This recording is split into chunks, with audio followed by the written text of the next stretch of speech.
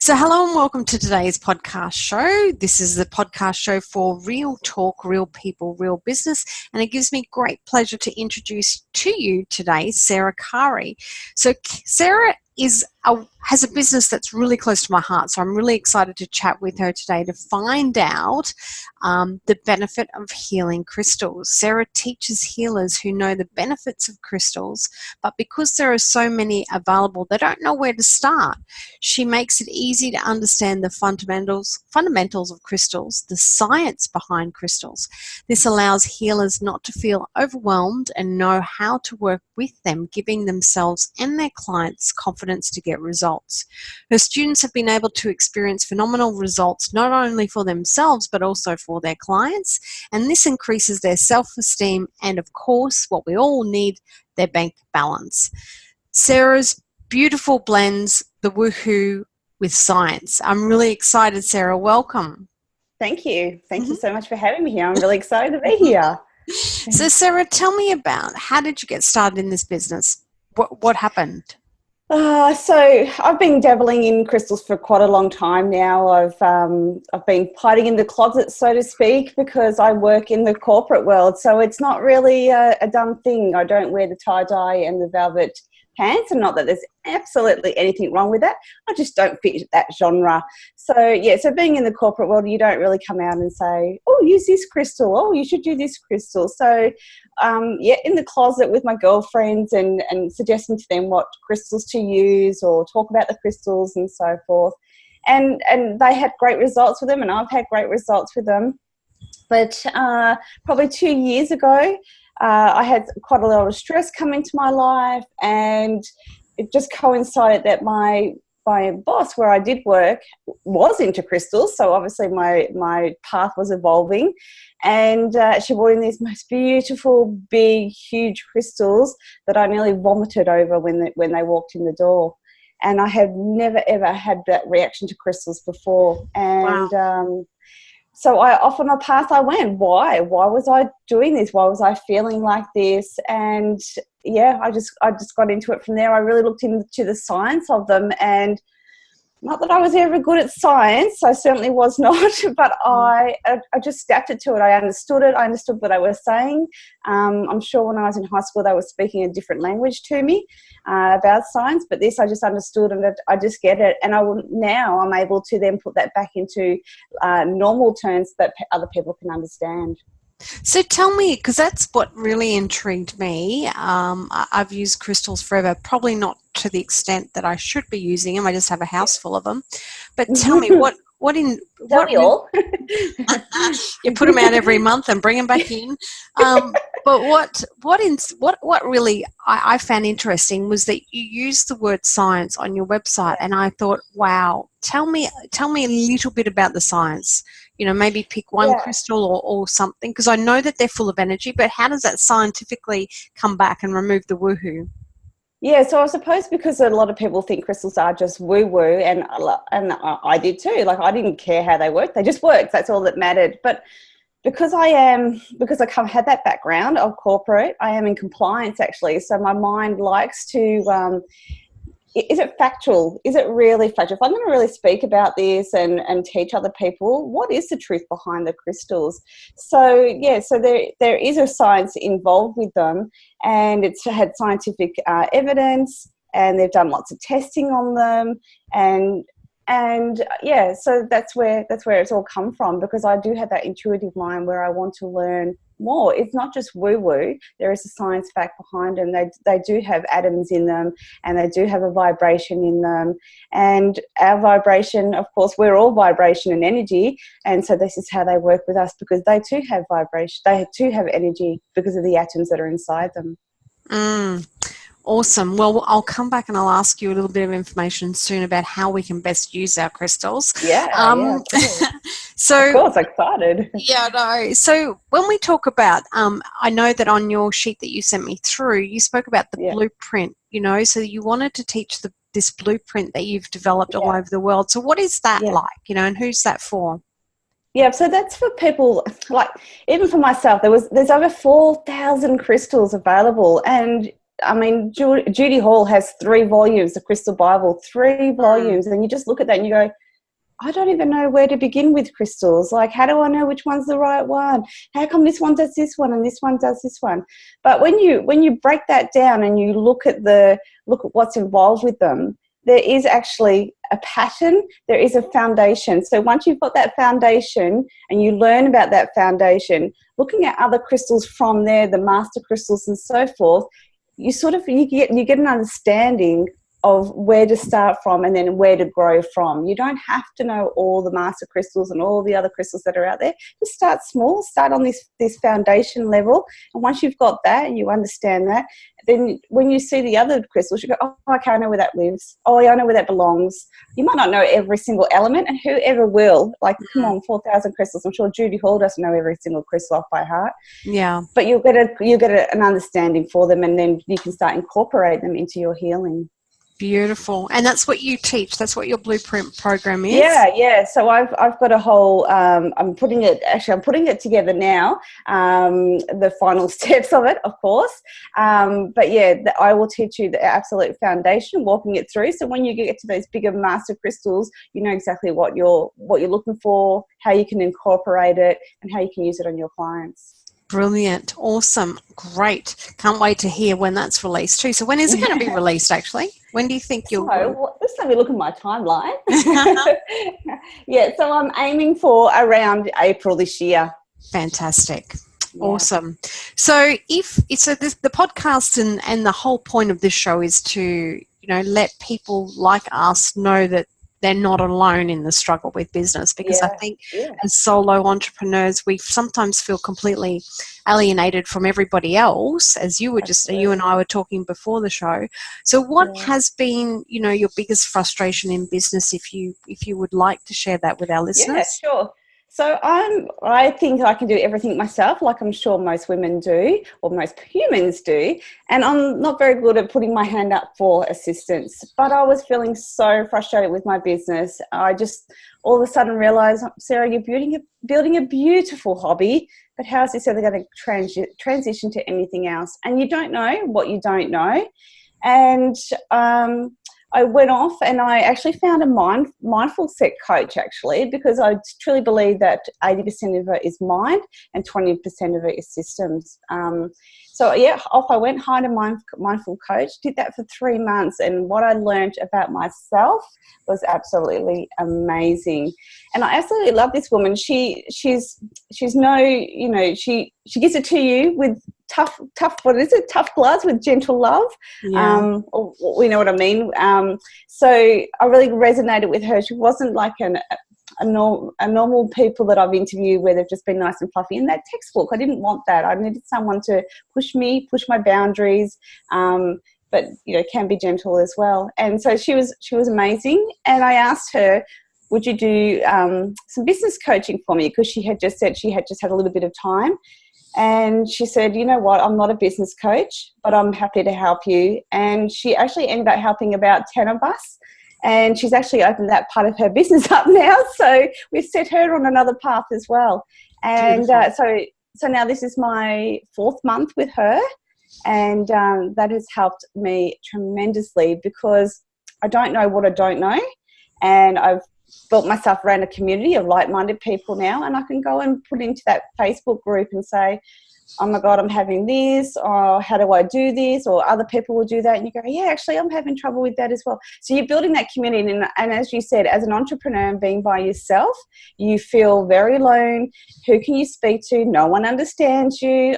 Other non-entrepreneurs do not understand what you're doing. They're like, what are you doing? Are you crazy? Just go to work, just get paid. But when you've got that entrepreneur blood in you, you can't do that, of course. So having that community around you, I feel, is extremely important.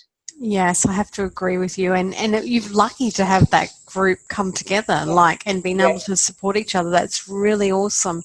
So, absolutely. Sarah, if we look at maybe how, I also like to talk about how do we know when we're successful. So I know that your business is still, in that place of taking over your work, and I shouldn't presume, but I'm imagining that that's where you ideally would like to be. So how will you know that you have reached that success state for your business? So yeah, that is a great, it is such a great question, isn't it? When is success for you? I try not to get bogged down into when will I be successful. What I do is I have an experience list that I want to experience. So I have all different things. So instead of having the goals, I've got to be doing this by this day, and I've got to have this much money in my account by this day, because I've done that before. And when it doesn't succeed because of whatever reasons, you go, well, I'm not successful. That's it. I'm not successful. I can't. Yeah. I might as well give up. So now I've just done experiences and what I would like to achieve this year. But if it doesn't work out, that's okay. No worries. But these are the experiences that I want to experience. So I suppose for me, when I start those experiences, that will be success for me. Nice. I love the way that you put that together, because I do honestly believe, I mean, we all need to have some sort of goals and something to drive forward, but I also believe too that we can get hung up on what we need to achieve, and when we don't achieve that, I think it has a negative effect. Absolutely. Yeah. So I love the fact that, your experiences list. I'm going to take that one on board. That's an Emily Chadbourne one, that one. So I took that on board too. Yeah, I remember ages ago I was listening to a lady doing a goal workshop, because vision boards are what you need. But she said, don't call it a vision board, call it a vibration board. Nice. And I thought, true. Yeah, that resonates with me. Vibration. Yeah, awesome. I like that one too. I'm adopting that one too. Yeah, I can't share the name of the lady because I can't remember. But anyway, yes. Yeah. So, Sarah, let's talk about your business and the actual, so are you a healer yourself, or you're just...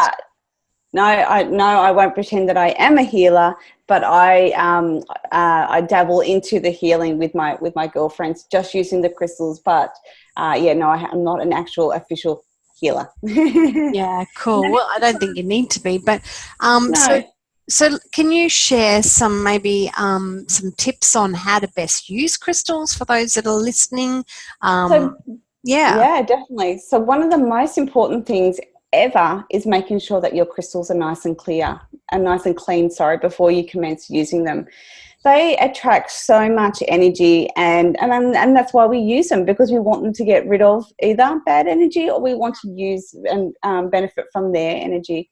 So having clean crystals to start your work is absolutely important, and there are quite a few ways that you can do them. I'll just share a couple of them. So obviously, as you said before, the full moon is one of the best ways that you can use those crystals into new energy. You pop them out in the full moon. Obviously, ideally you'd have them sitting on the dirt, or if you can't sit them on the dirt because the dogs might get to them, then try and sit them on something that's a natural fibre, like some wood or some cloth that's natural fibre. So you're giving them back to that Mother Earth nature feeling for it.